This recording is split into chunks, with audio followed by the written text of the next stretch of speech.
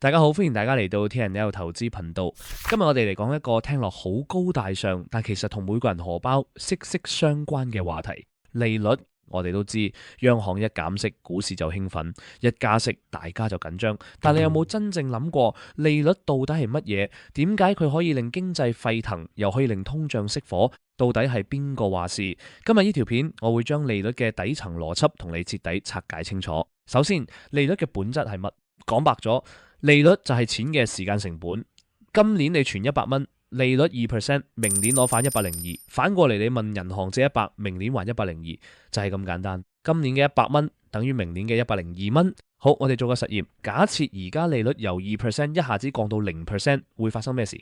存錢冇息，大家梗係唔會再擺喺銀行，全部都拎去買樓、買車或者投資開間小店。借錢又唔使利息，企業就死命借錢擴大生產。咁樣一嚟，你買樓，我買車，成個經濟就轉起嚟，好似人人都更加有錢。聽落係咪好美好？但咁樣嘅繁榮其實唔會維持得太耐，因為經濟太好，大家手頭鬆動，需求太旺盛，所有嘢都不停加價，於是通脹就跟住嚟。所以記住以下幾個核心結論：減息短期係踩油門刺激經濟，但長期好容易引發通脹；加息短期係踩剎車收緊經濟，長遠就可以將通脹壓落嚟。呢個就係點解美國通脹一飆到8%以上，聯儲局就一定要暴力加息。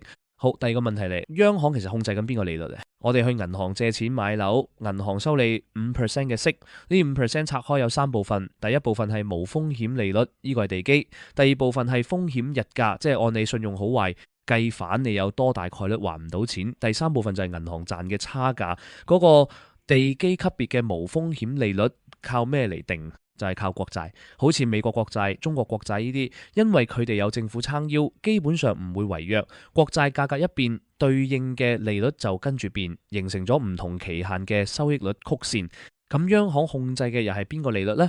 唔同央行嘅做法有少少分別，但普遍嚟講，大家都會控制短期嘅利率。例如聯儲局佢哋控制嘅係隔夜拆借利率，即係1日嘅利率。我哋新聞成日聽到嘅聯儲局加息25個基點，加嘅就係呢個。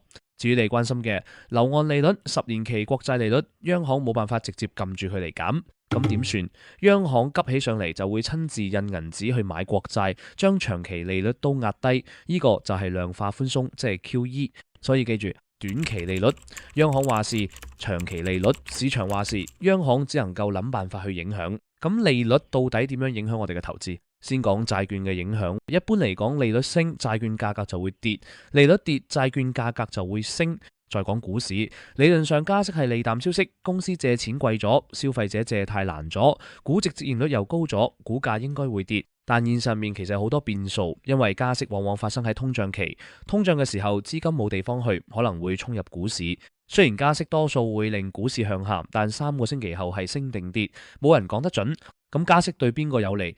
對銀行同保險公司有利，因為佢哋賺嘅就係息差。至於樓價、黃金，結論都係不確定，因為一方面有加息打壓嘅力量，另一方面又有通脹保值需求拉升嘅力量，兩股力量互相對沖，邊個贏邊個輸，要睇當時嘅具體環境。唯一比較清晰嘅係匯率，美元加息，美元回報率提高就有升值壓力。如果呢個時候人民幣仲喺度減息，咁美元相對人民幣就更加容易走強。最後總結一句，利率係成個經濟體嘅重力場，佢無處不在，又錯綜複雜，佢聯繫住通脹、債券、股市、房產、匯率，但佢亦都只係無數變數入面嘅核心之一。理解咗佢嘅底層邏輯，你再聽到加息減息嘅時候，就唔會淨係跟住情緒走，而係可以睇清背後嗰盤大棋。今日嘅投資知識分享就講到呢度啦。如果你覺得對你有啟發，記得 Like、Subscribe 同 Share。我哋下期再見。